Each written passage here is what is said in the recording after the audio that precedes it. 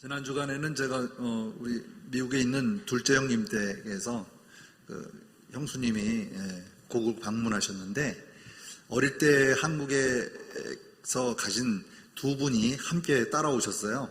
그래가지고 한 40년, 30년 뭐 이렇게 해서 한국 방문으로 오셨다가, 그래서 한번 이렇게 둘러보시기 위해서 제가 하루를 맡아서 같이 모시고 다녀왔습니다.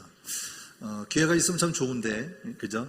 예, 바람은 좀 불었지만 그래도 뭐 못 잡는 바지락도 캐보고 이렇게 체험 좀 해보겠다 그래서 잠깐 다녀왔습니다. 모든 사람에게는 다 쉼이라는 것이 좀 필요하지요. 예, 우리 모두에게도 말씀을 읽고 말씀을 묵상하는 것 또한 하나님 안에서의 거함이라는 것을 굉장히 감사하게 느낄 때가 있습니다. 지난주 한 주간을 보내면서도 오늘은 사사기의 마지막 부분인 룻기 쪽을 한번 다루기 위해서 다시 한번 또 보았는데요. 여러분 자료에 있는 거 보시면 룻기도 사사기에 포함되어 있는 것을 알 수가 있습니다. 그렇죠? 예, 사사기에 룻기 포함이 되어 있는데, 지난번에 사사기의 내용 중에 우리가 한 번 더 생각해보고 넘어가야 될 것은 사람의 생각대로 왕이었기 때문에 사람의 생각대로 옳고 그름의 판단을 하다 보니까 각 하나님의 말씀에 대하여 깊이 상고하지 아니하고, 또 레위 지파는 가리키는데도 게을리하게 되어지고, 그러다 보니까 먹고 사는 문제가 해결되지 않아서 레위 지파가, 그죠? 제사장이 이렇게 떠도는, 먹거리를 위해서 떠도는 이런 행각이 사사기에 드러나는 것을 마지막으로 볼 수 있었습니다. 하지만 중요한 것은 또 다루겠지만, 제사장으로 인하여 세워져 가는 그 이스라엘 백성들의 그 병폐가 이스라엘을 결국은 패망에 이르기까지 가르침이라고 하는 것, 그게 그만큼 중요하다는 것을 알게 되어집니다. 그래서 우리가 다시 한번 감사할 수 있는 것은 우리 교회에서 제자 교육을 하고, 또 모든 성도님들의 그 흔들리지 아니하는 굳건한 반석 위에 세우기 위해서 매주일마다 제자 교육을 하면서 가리키고 또 가리키고, 잊어버려도 또 가리키고, 그래서 조금이라도 머릿속에 남고 내 신앙이 흔들리지 않게 하기 위해서 그런 교육을 하고 있다고 하는 게 너무나 큰 감사다 하는 것을 다시 한번 느낍니다. 우리 모두가 적극적으로 참여하셔서 이제는 좀 흔들리지 아니하고 추상적으로 아는 것이 아니라 나의 확신으로 아는 그런 말씀이 되었으면 좋겠습니다. 저희가 지금 2월 3월달부터 지금까지 왔습니다. 그래서 지금 온 걸 따지면 꽤 왔죠. 그래도 룻기까지 왔습니다. 네, 한번 성경 파노라마 한번 돌아보겠습니다. 사사기 룻기인데요. 우리 읽기 전에 성경기도 한번 해볼까요? 시작. 사랑하는 주님, 제가 읽을 이 성경이 하나님의 말씀임을 믿습니다. 성경의 내용이 이해가 되든지 안 되든지 나의 자발적인 머리로 이해하지 않고 그 내용 그대로 인정하고 받아들입니다. 성령님께서 조명해 주셔서 정확하게 깨닫고 말씀이 삶이 되는 하루를 살도록 도와주옵소서. 예수 그리스도의 이름으로 기도드립니다. 아멘. 시대로 보는 사사기인데요.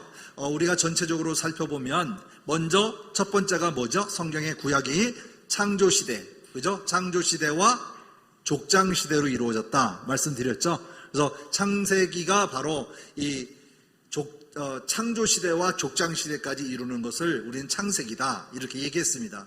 그 다음에 욥기는 시가서에 포함되어 있지만 족장시대에 있기 때문에 나중에 시가서를 다룰 때에 욥기를 함께 다루도록 그렇게 하겠습니다. 그 다음에 이어지는 게 뭐냐면 출애굽 광야시대, 그죠? 출애굽 광야시대는 우리가 잘 아는 바와 같이 출애굽기와 그 다음에 민수기, 그 다음에 레위기와 신명기 일까지를 우리는 출애굽 광야시대다 이렇게 얘기합니다. 그래서 여기까지의 이야기들을 우리가 모세 오경을 통해서 알게 되어지고요. 그 다음 가나안 정복시대, 그죠? 가나안 정복시대, 우리가 잘 아는 바와 같이 여호수아를 통하여, 그죠? 여호수아를 통하여서 가나안을 정복하고 땅을 분배하는 사건까지를 여호수아라고 얘기했죠. 그다음에 이제 뭐죠? 사사시대. 사사시대는 지난 시간에 우리가 함께 했던 사사기 12명의 용사들을 통해서 하나님이 그들도 하나님께서 영웅담이 아닌, 그죠? 영웅담이 아닌 바로 하나님의 이야기를 계속적으로 하나님의 긍휼과 그 사랑을 얘기하고 있는 것을 살펴볼 수 있었죠. 그래서 오늘은 룻기입니다. 룻기. 오늘 룻기도 이 사사시대에 기록된 것이기 때문에 사사기의 룻기를 다루도록 하겠습니다. 그 다음에 통일왕국시대가 있죠. 통일왕국시대 하면 어디죠? 이제 사무엘로부터 사울, 다윗, 솔로몬 이렇게 나뉘어지게 되죠. 자, 그 다음에 이제 분열왕국시대가 나오죠. 그래서 여로보암과 르호보암 이렇게 갈려지게 되고요. 그래서 포로로 끌려가게 되어지고 포로로 다시 예루살렘 돌아오는 귀환시대. 여기까지가 구약입니다. 구약. 그래서 오늘은 바로 사사시대의 마지막 부분인 룻기를 함께 나누도록 하겠습니다. 자, 룻기입니다. 한번 들어보겠습니다. 소리요. 기쁨과 고난에 어떻게 관여하시는지 보여주는 책이죠. 이 책에 나오는 3명의 주요 인물은 과부 나오미, 모압 여인 룻, 이스라엘 농부 보아스입니다. 그들의 이야기는 4장에 걸쳐 아름답게 구성되어 있는데요. 어떤 이야기인지 펼쳐보죠. 1장은 사사들이 치리하던 시대라는 말로 시작하는데요. 사사기에서 봤던 매우 어둡고 힘든 시기가 떠오릅니다. 이때 기근으로 힘들어하던 한 이스라엘 가정이 베들레헴을 떠납니다. 그들은 음식을 찾아 이스라엘의 오랜 원수인 모압 땅으로 이주하죠. 그런데 거기서 아버지가 죽고 맙니다. 2 아들이 모압 여인인 룻과 오르바와 결혼했지만 2 아들 역시 죽고 맙니다. 이제 남은 사람은 오직 나오미와 그녀의 2 며느리뿐이죠. 더 이상 모압에 남을 이유가 없어진 나오미는 2 며느리에게 자신은 고향으로 돌아가겠다고 말합니다. 그러나 나오미는 이방인 과부로서 이스라엘에 사는 게 얼마나 힘든지 알기에 그들에게 모압에 남으라고 강권하죠. 이에 오르바는 그렇게 하지만 룻은 나오미에게 놀랄만한 신실함을 보입니다. 어머니가 가시는 곳에 저도 갈게요. 어머니의 백성이 제 백성이 되고 어머니의 하나님이 제 하나님이 되실 거예요. 결국 2 사람은 이스라엘로 함께 돌아오고 1장은 나오미가 자기 이름을 마라, 즉 히브리어로 쓰다라는 말로 바꾸며 자신의 비극적 운명을 슬퍼하는 걸로 끝이 납니다. 2장은 나오미와 룻이 어디서 먹을 것을 구할지 논의하는 장면으로 시작하는데요. 마침 그때는 보리 추수 시기였습니다. 식량을 찾아 나선 룻이 마침 이삭을 줍게 된 곳은 보아스라는 남자의 밭이었는데 그는 마침 나오미의 친척이었습니다. 보아스는 고매한 사람이었고 이미 룻에 대해 알고 있었죠. 룻의 이야기를 더 알게 된 보아스는 그녀에게 놀라울 정도로 관용을 베푸는데요. 이방인이자 이민자인 룻이 자기 밭에서 이삭을 줍도록 특별한 배려를 해줍니다. 보아스의 이 행동은 율법에 기록된 대로 이방인과 가난한 자를 환대하라는 말씀에 순종한 것이었죠. 보아스는 나오미에 대한 룻의 신실함에 매우 감명을 받아 하나님께 그녀의 담대함을 넉넉히 갚아주시라고 기도합니다. 룻이 돌아와서 나오미에게 보아스를 만났다고 말하자 그녀는 신이 나서 보아스가 그들 가문에 기업을 물을 자라고 알려줍니다. 여기서 기업을 물을 자란 이스라엘에서 어떤 남자가 아내, 자녀 또는 땅을 남기고 죽었을 때 친족이 그 과부와 결혼하고 땅을 차지하여 가문을 지킬 책임을 지는 관습이었습니다. 나오미는 자기 가족에게 아직은 미래가 있을 수도 있겠다는 소망을 품기 시작합니다. 3장은 나오미와 룻이 보아스에게 자신들의 상황을 알리고자 계획을 세우며 시작됩니다. 룻은 이제 슬픈 과부의 옷을 벗고 자신이 결혼할 수 있다는 신호를 보내려 합니다. 룻은 보아스를 만나러 그날 밤 타작마당으로 갑니다. 그녀가 다가가자 놀라서 잠을 깬 보아스에게 룻은 자기 의사를 분명히 전달합니다. 나오미 가족의 기업을 물으고 자기랑 결혼해 줄 수 있는지 묻죠. 보아스는 나오미와 그 가족에 대한 룻의 신실함에 또 한 번 감탄하면서 룻을 현숙한 여인이라고 부르는데 이 말은 잠언 31장에 나오는 표현과 같습니다. 보아스는 룻에게 내일까지 기다리라고 하는데 이는 성읍 장로들 앞에서 합법적으로 룻과 나오미를 구제하기 위해서였죠. 3장은 룻이 나오미에게 돌아가 일어난 일들을 말하며 함께 놀라워하며 끝납니다. 4장은 룻기의 대단원입니다. 마지막 순간 보아스는 나오미에게 자신보다 더 가까운 친족이 있다는 것을 알게 됐는데 실제로 그는 이 가문의 기업을 물을 우선권이 있는 사람이었죠. 그러나 막판에 이 사람은 모압 여인인 룻과 결혼해야 한다는 것을 알고 이를 거절합니다.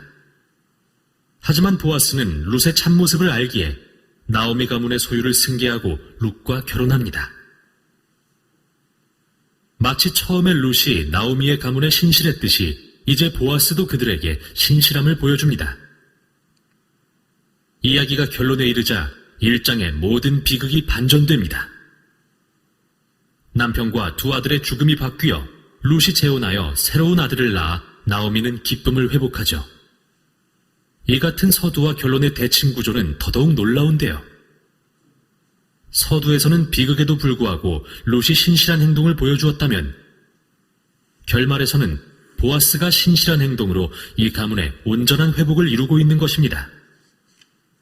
이러한 대칭 구조는 2, 3장의 구조에도 뚜렷이 드러나는데요. 각 장은 나오미와 룻이 그들의 미래를 위해 계획을 세우며 시작합니다. 그 후 룻과 보아스는 섭리에 따라 만나고 마침내 나오미와 룻은 모든 일어난 일들을 기뻐하며 마무리됩니다. 아름답게 구성된 이 이야기 속에 정말 궁금한 점이 하나 있는데요. 그건 바로 하나님에 대한 언급이 거의 없다는 겁니다.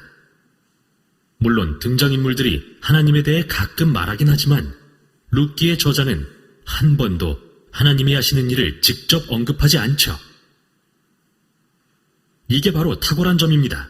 하나님의 섭리가 모든 장면 뒤에서 인물들의 상황과 선택을 통해 이야기를 엮어가는 걸 보여주기 때문이죠.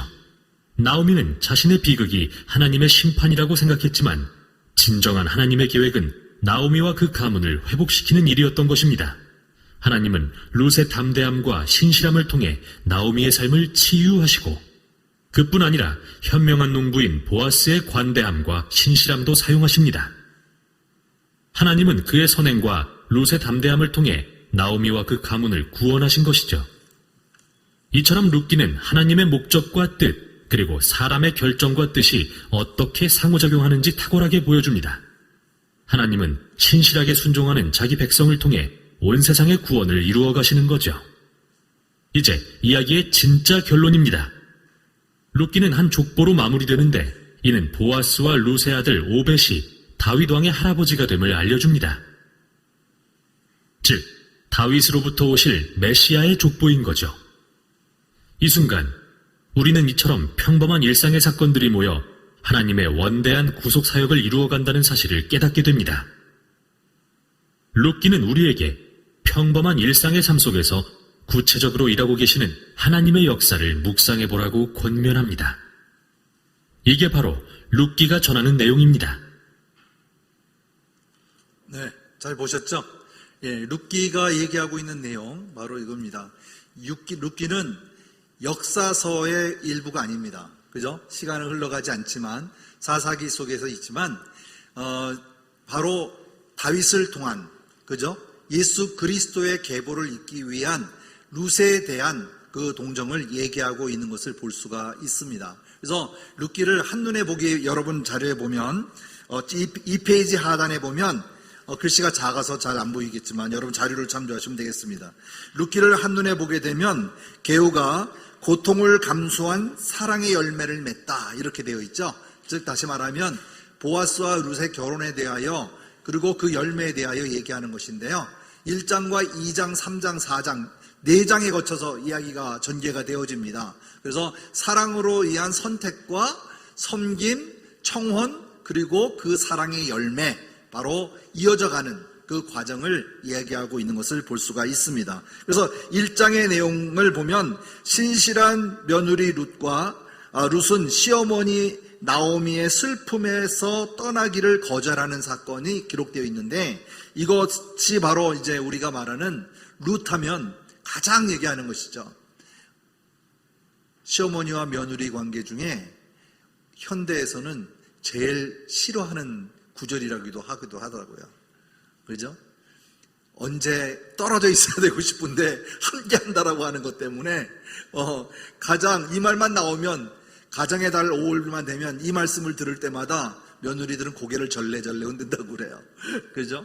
자, 하지만 하나님의 말씀 안에서의 우리는 바로 이와 같은 신앙을 거듭거듭 다시 한번 재확인하고 확신을 가져야 되지 않을까 생각이 되어집니다. 그 다음에 이제 2장에서는 모압 여인의 그 룻은 이삭 죽기를 하면서 나오미를 섬겨가는 모습이 나오고요.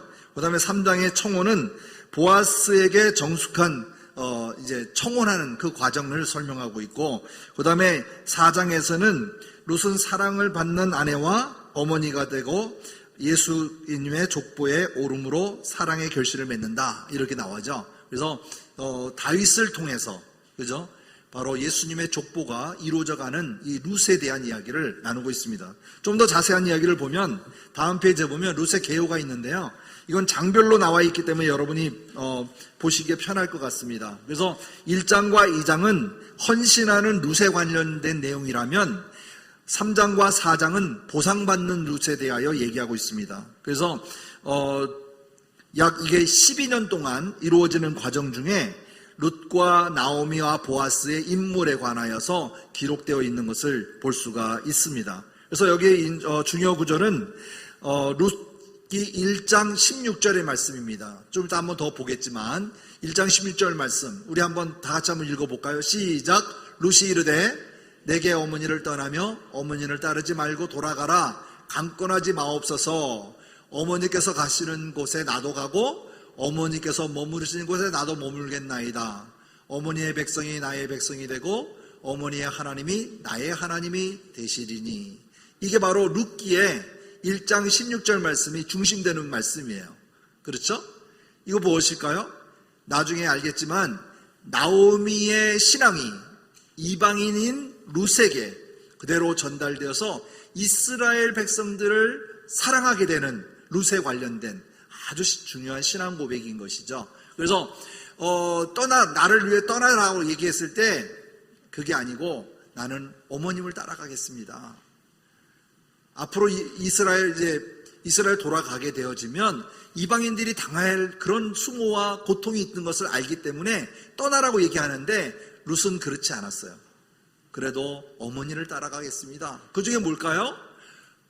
어머니의 백성이 나의 백성이 되고 어머니의 하나님이 나의 하나님이 되리라고 하는 이러한 신실한 믿음, 이것을 가졌던 이 룻에 대해서 중심 구조를 갖고 있다는 것을 말씀드렸습니다. 자, 그렇다면 룻의 이름의 의미는 뭘까요? 룻 하면 우정, 동반자, 친구, 아름다움 같은 뜻을 담은 여자의 이름이에요. 룻 하면 여자거든요. 그래서 여자의 이름을 갖고 있는데 여기서는 우리는 우정에 가장 큰 의미를 두고요. 그 다음에 친구, 아름다움 이런 것을 의미합니다. 룻이라고 하면. 그런데 영어로도 봐도 룻은 여자의 이름이고 룻이라고 하는 이름, 이 명서 자체가 또 아이러니하게 슬픔 후에 불운이라고 하는 뜻도 갖고 있어요. 그럼 룻에 대한 그 시작에 비하면 이는 남편을 잃어버리고 남편이 죽죠. 그 다음에 또 어떻게 돼요? 그 고생과 힘든 나날을 보내잖아요. 그렇죠? 하지만 진정한 보아스를 만남으로써 그는 아름다운 사랑을 하게 되어지고 그리고 하나님으로부터의 그 계보를 이어가는 바로 이러한 인물이 되어지는 것이죠. 자, 그렇다면 룻에 나오는 특징은 뭘까요? 이것은 역사서가 아닙니다. 그래서 역사가 흐르지 않는 과정이지만 바로 이 룻기를 통해서 예수 그리스도의 탄생이 이루어지는 바로 그것을 볼 수가 있다는 것이죠. 자, 두 번째, 룻기는 여성의 이름으로 기록된 성경 중에 하나죠. 그래서 우리가 잘 아는 바와 같이 에스더, 그죠? 에스더. 바로 에스더 또한 페르시아의 왕비로서의 갖고 있는 이름 그대로 룻기와 에스더에서 여성의 이름으로 성경에 기록되어 있는 것을 살펴볼 수 있습니다. 그 다음에 세 번째로 갈 수 있는 것은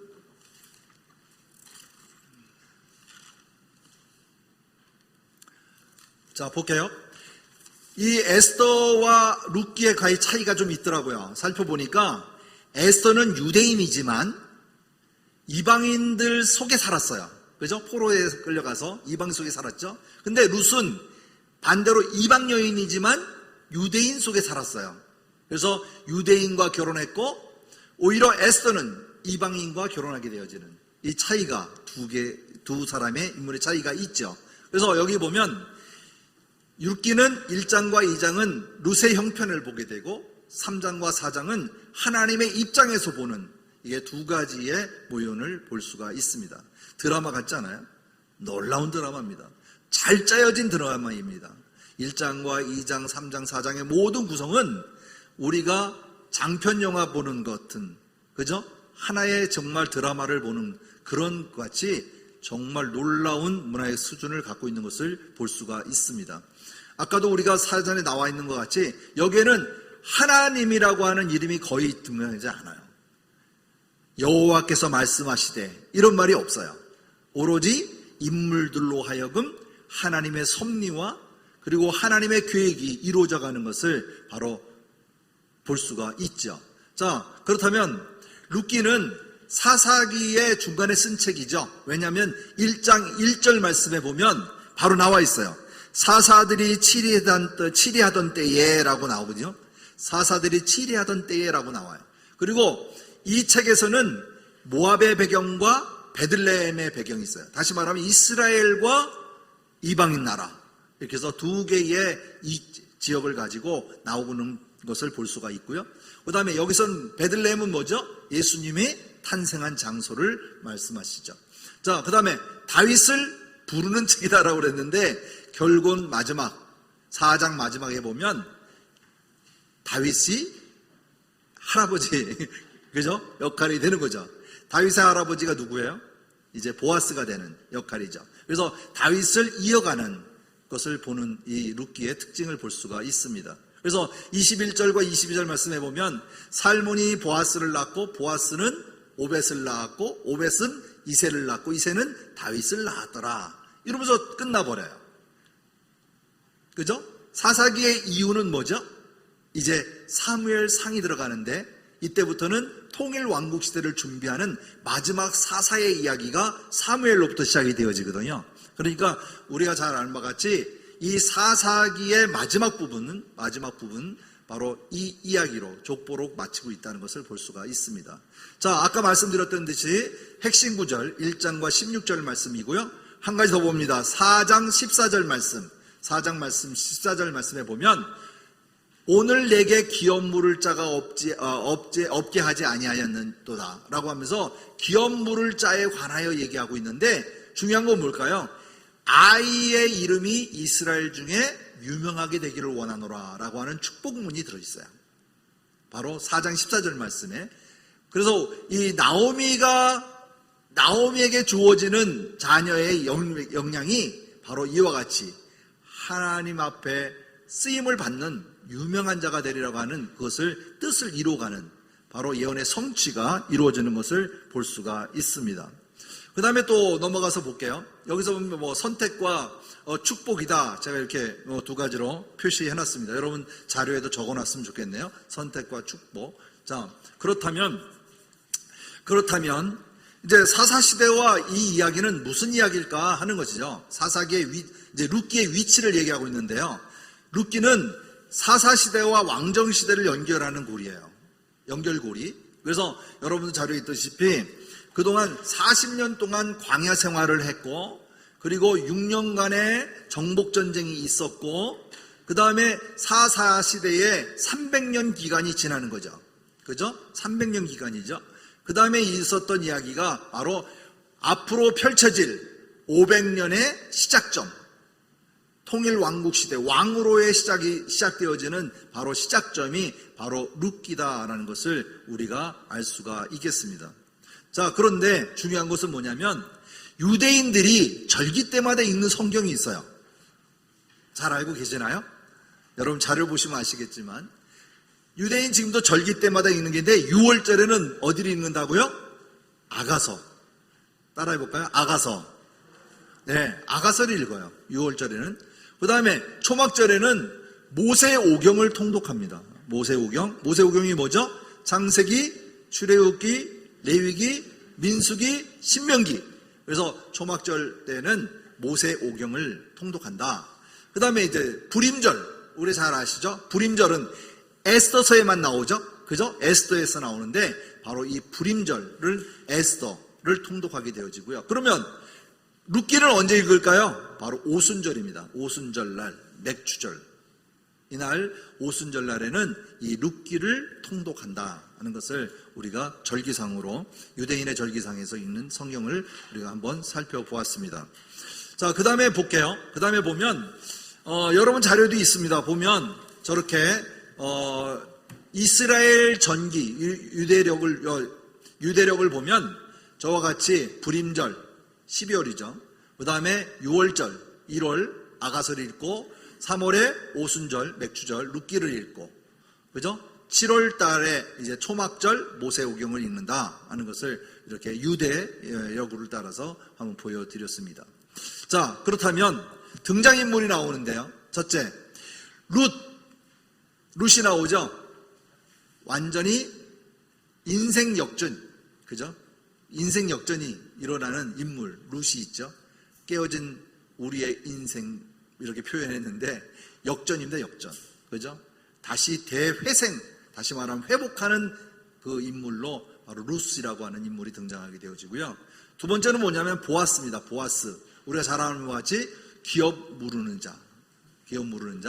그래서 이 말은 구세주, 다시 말하면 예수 그리스도를 바로 말하고 있는 그 의미가 있죠. 그 다음에 세 번째가 뭘까요? 나옴입니다. 시어머니죠. 바로 룻을 보아스에게 인도해주는 역할, 바로 매개체 역할을 해주는 것이 바로 나옴입니다. 그래서 시어머니의 이야기가 나오죠. 그래서 여기 보면 룻과 보아스와 나오미의 관계가 잘 매치되어서 이 안에 구속사적인 역사를 이어가는 것을 살펴볼 수 있어요. 한번 우리가 1장부터 4장까지 한번 다뤄볼 건데요. 잘 한번 따라왔으면 좋겠습니다. 자, 그렇다면 룻기를 읽으려면 반드시 모세오경 중에 레위기와 신명기를 다시 한번 돌아봐야 돼요. 그 사상이 그대로 들어가 있거든요. 그래서 먼저 레위기의 율법을 보면 레위기 25장을 이해해야만이 이 의미를 알 수 있다 하는 것이죠. 그래서 레위기 25장을 우리 한번 이걸 살펴보면 이 율법은 국률의 법이에요. 국률법. 그렇기 때문에 심판도 있고 회복이 있다는 것. 또 한 가지가 뭘까요? 징계와 심판에 따르는 회복이 이어지고 있는 것을 볼 수가 있습니다. 그 다음에 룻기의 1장은요, 흉년에 따르는 국률의 율법이 적용이 되는데 레위기 25장 35절에서 47절에 있는 말씀이 시작이 되어져요. 그 다음에 또 이어지는 게 뭐냐면 4장의 결론 부분에는 땅을 되찾아주는 역할, 그죠? 보아스에 관련 문제죠. 우리 말하면 기업 물을 자, 고엘에 관련된 이야기가 25장 24절부터 25절에 있는 말씀을 통해서 시작과 끝을 바로 레위기 25장에서 다루고 있다 하는 것을 살펴볼 수 있습니다. 그 다음에서 시작을 보면요. 자, 이제 말씀 한번 살펴볼게요. 자, 보면 25장 39절에서 42절 쭉 이어 볼 텐데요. 여기서 보면 너희와 함께 있는 내 형제가 가난하게 되어 내게 몸이 팔리거든 너는 그를 종으로 부리지 말고 품꾼이나 동거인과 같이 함께 있게 하여 희년까지 너를 섬기게 하라, 이 말이에요. 자, 그러면 이 41절 말씀 우리 한번 다 같이 읽어볼까요? 시작. 그때에는 그와 그의 자녀가 함께 내게서 떠나 그의 가족과 그의 조상의 기업으로 돌아가게 하라. 이때가 언제일까요? 희년의 때죠. 그죠? 그래서 그들은 내가 애굽 땅에서 인도해낸 내 종들이니 종으로 팔지 말라고 말하고 있는 것입니다. 이해되시죠? 이게 바로 국률의 법이에요. 국률의 법을 얘기하고 있습니다. 그 다음에 결론 부분에 가보면 24절과 25절 말씀에 보면 한번 볼게요.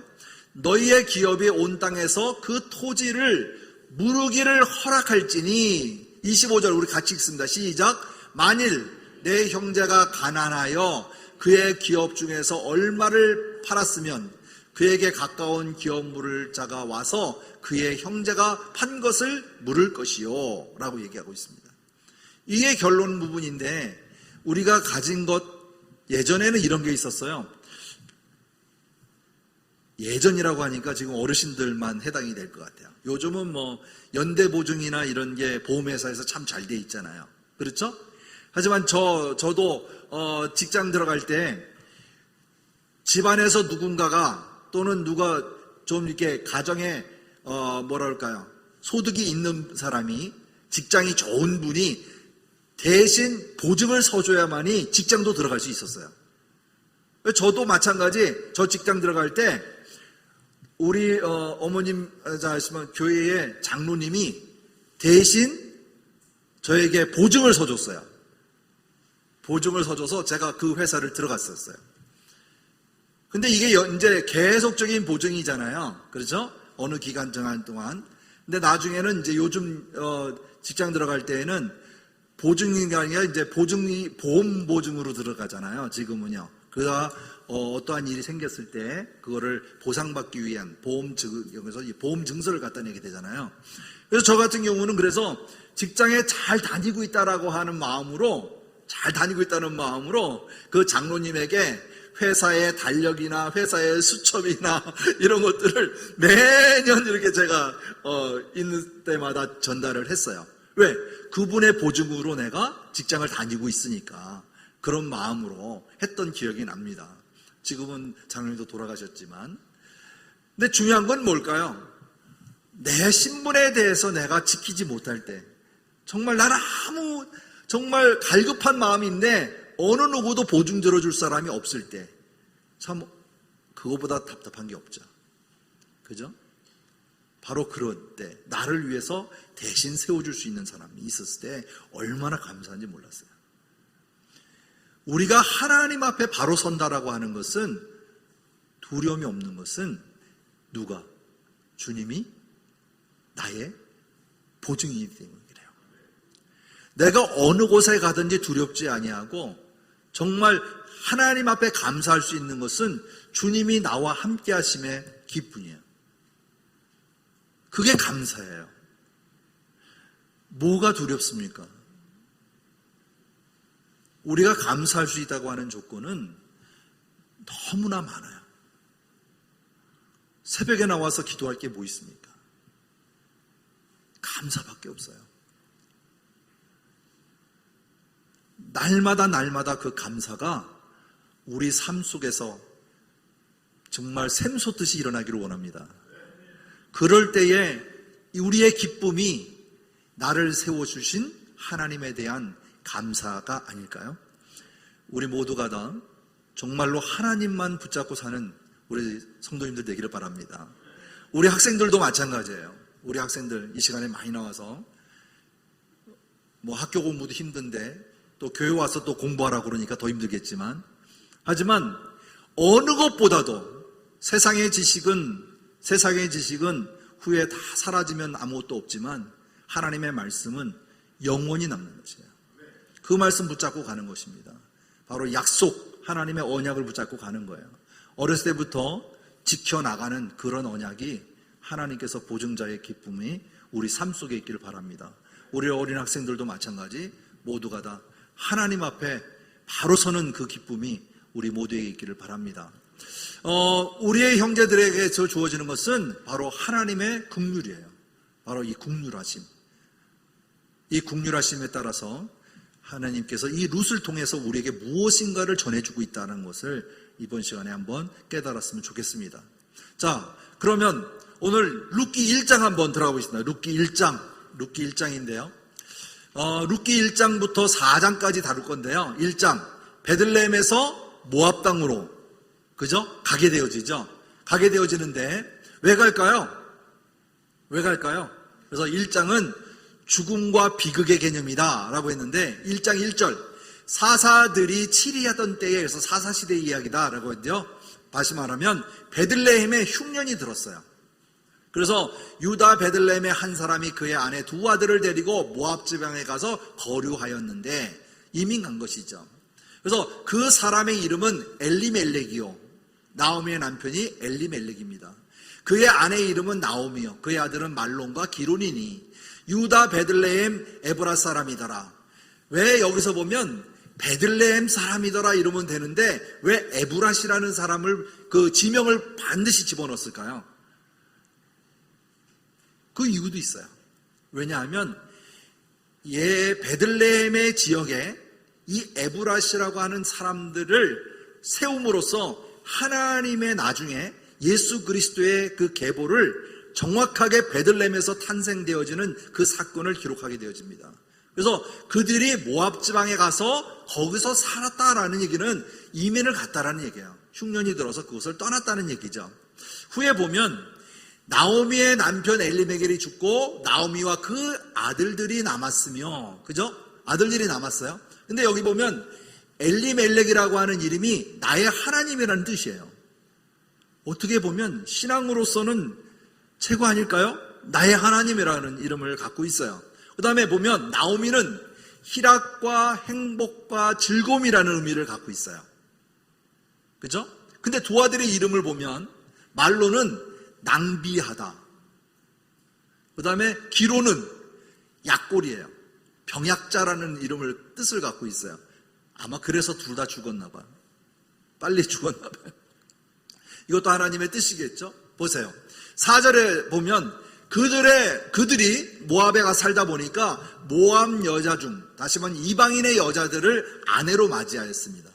그래서 그 이방인의 첫 번째가 바로 오르바이고, 하나의 둘째 아들의 여자는 루시였어요. 그래서 그곳에 산 지가 벌써 10년쯤 살게 된 거죠. 그러다가 말론과 기론이 다 두 사람이 죽고 그 여인 두 아들은 남편의 뒤를 남았더라. 자, 보세요. 다 죽었다는 얘기죠. 자, 그 결론은 이제 남은 사람이 누구예요? 여자들만 남았어요. 이방인 땅에 여자들만 남게 되어진 것이죠. 그래서 이 오르바라고 하는 말은 목이 곧다. 목이 곧다라는 의미고, 룻은 뭘까요?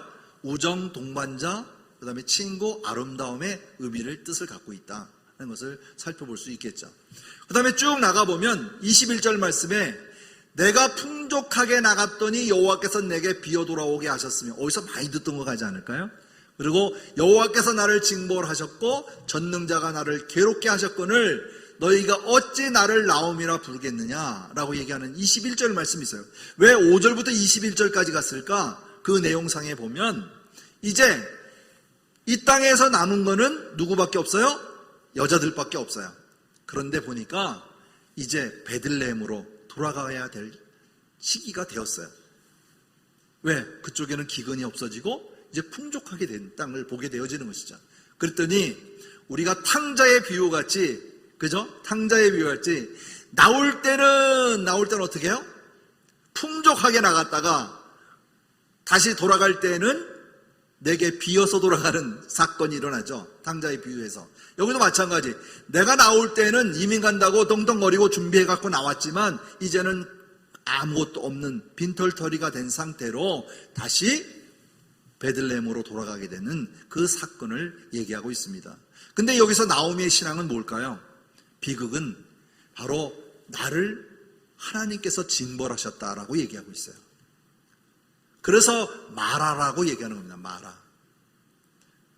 그래서 20절의 말씀에도 있지만 21절 말씀에 내가 어찌 나를 나옴이라 부르겠느냐라고 얘기하는 것이죠. 그래서 여기에 대한 이 나오미의 신앙 고백이 어떻게 보면 하나님으로 하여금 내가 이와 같이 고통을 받은 자다. 그래서 이제는 돌아가야 된다는 것을 바로 말하고 있습니다.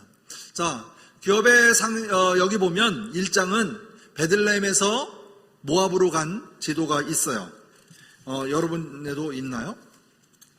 그래서 여기서 있었던 사건이 이제는 다시 되돌아가는 사건이죠. 그죠? 다시 이제 베들레헴으로 다시 돌아가는 이 지형을 볼 수 있죠. 언젠가 한번 우리 목사님께 한번 이스라엘에 대한 그 지형을 한번 더 설명 한번 받았으면 좋을 것 같아요.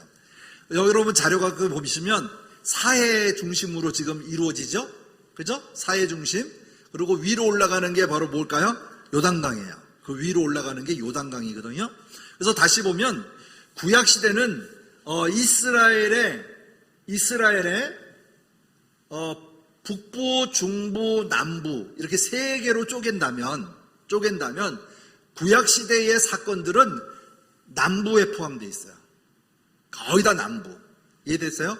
그 다음에 신약시대의 사건들은 중부.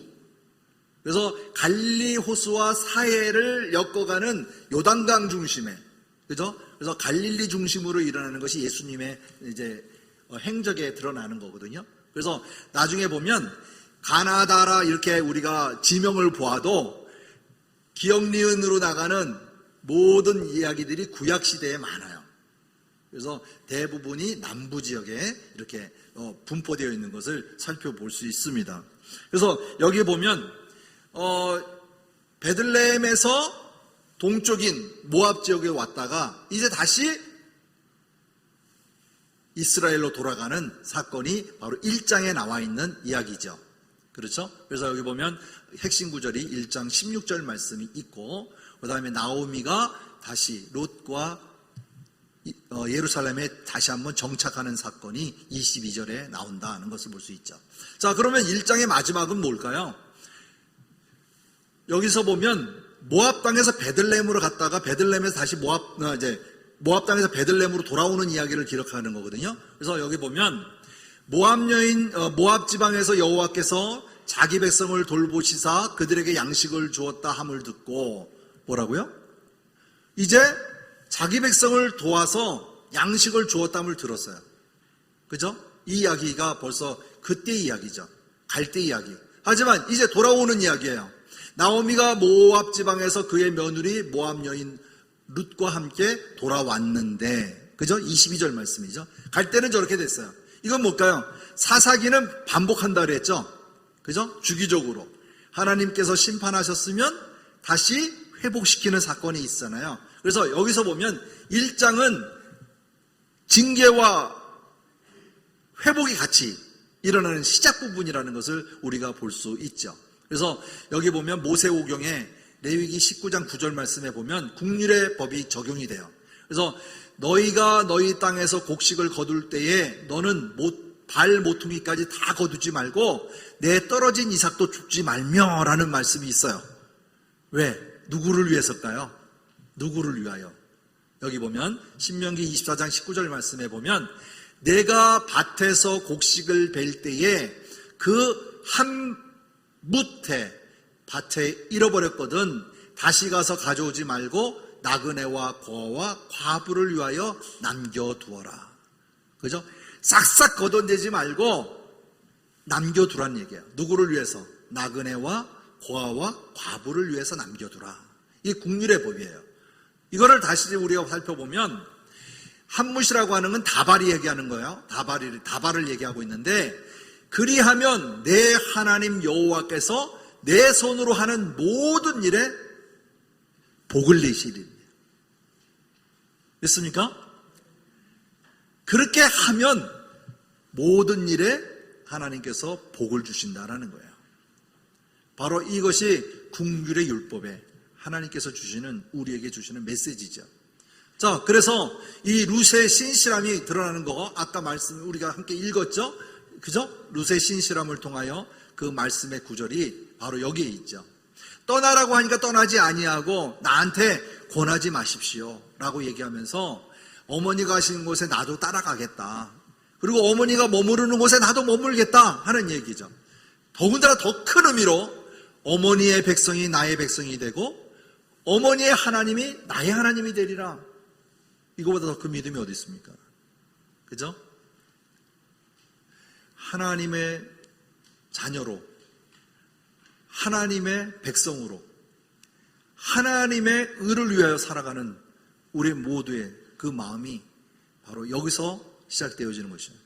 나오미가 얼마나 신실하게 자기의 삶을 돌아보지 않았으면 룻이 이 믿음을 알았을까요? 그의 신앙을 얻지 못했을 것 같아요. 나오미에 대한 신앙에 대한 고백은 많이 드러나 있지 않지만 이 룻의 신앙 고백에 따라서 나오미가 어떻게 이방 나라에서 신앙을 지키며 살았는지를 한번 엿볼 수 있는 좋은 구절이 아니었나 이렇게 보아집니다. 자, 그렇다면 여기 볼게요. 우리 한번 볼까요? 모압 족속은요, 여호와의 총회에 영원히 들어갈 수 없다라고 규정되어 있어요. 신명기 23장에 보면. 그러나 규례는 어디까지나 국가 단위의 관계를 의미하는 것이고, 개인적으로는 얼마든지 이스라엘 공동체에 들어갈 수 있는 길이 열려 있습니다. 그죠? 그 중에 이거예요. 이방 남자입니다. 할례를 통해서 들어갈 수 있어요. 이스라엘 백성이 될 수 있어요. 그러면 이방 여자는 어떻게 할까요? 신앙 고백을 통하여 이스라엘 백성이 될 수 있어요. 바로 룻과 같이 바로 신앙 고백을 통하여 들어갈 수 있다 하는 것을 알 수 있죠. 이게 바로 하나님께서 이스라엘의 하나님이 아니라, 이스라엘만의 하나님이 아니라 모든 자의 하나님이라는 것을 의미하고 있습니다. 거기에는 반드시 뭐가 있어요? 신앙 고백이 있어야 됩니다. 우리가 하나님 앞에 온전한 하나님의 자녀로 거듭나기 위해서도 바로 신앙 고백을 통하여 세워지는 것을 볼 수 있습니다. 그래서 우리가 잘 아는 바와 같이 베드로의 그 신앙 고백이, 그죠? 어떤 형태에 있지 아니하고 그 고백에 있다는 것을 우리가 알 수 있죠. 주는 그리스도시요 살아계신 하나님의 아들이십니다. 이 고백, 우리가 이 고백을 통해서 하나님의 자녀임을, 하나님이 나의 주인된 것을 고백하는 것 같이 이방 여인들 또한 하나님에 대한 자기의 신분의 모든 것을 내려놓고 바로 고백을 통해서 이스라엘 백성이 하나님의 자녀가 되는 것을 볼 수가 있습니다. 바로 여기서 룻에 대한 신앙을 통해서, 신앙 고백을 통해서 회복하는 것을 볼 수가 있죠. 자, 그렇다면 이제 결론부 들어가는데요. 룻이 나오미를 버리지 않고 끝까지 따르겠다고 결심한 내용이 6가지가 나타나고 있어요. 6가지. 제가 쭉 정리해 본 거예요. 보니까 룻은 나오미와 함께 가려고 결심했다. 룻은 나오미와 함께 기거하기로 결심했다. 함께 살기로 했다. 그 다음에 나오미와 이해관계를 같이 하려고 결심했다. 이것은 뭘까요? 어머니 백성이 내 백성이 된다라고 하는 의미를 볼 수 있고, 나오미의 신앙을 따르려고 결심했다. 이것은 하나님이, 어머니의 하나님이 나의 하나님이 되겠다라고 하는 그 고백이 있었고요. 그 다음에 나오미와 죽음도 기꺼이 같이 하려고 했다라고 하는 것이죠. 왜 그럴까요? 그들은 아무것도 가진 것이 없어요. 심지어 베들레헴에 가서도, 이스라엘에 돌아가서도 무엇을 먹을까 걱정할 때였어요. 그렇죠? 바로 이런 죽음이 앞에 있음에도 그는 끝까지 시어머니와 함께 하겠다라고 하는 의미를 갖고 있었다는 것이죠. 그 다음에 6번째 보면 룻은 나오미와 같은 무덤에 장사되어 묻히기를 바랬다라고 되어 있는데, 1장 17절 말씀에 보니까 어머니께서 죽으시는 곳에 나도 죽어 거기에 묻힐 것이라. 만일 내가 죽는 일 외에 어머니를 떠나면 여호와께서 내게 벌을 내리시고 더 내리시기를 원하나이다 라고 함께 할 것을 얘기하고 있는 것을 볼 수 있습니다. 그래서 우리가 이 나오미의 그 결심했다는 그의 삶을 보면 정말로 참 열려문이다.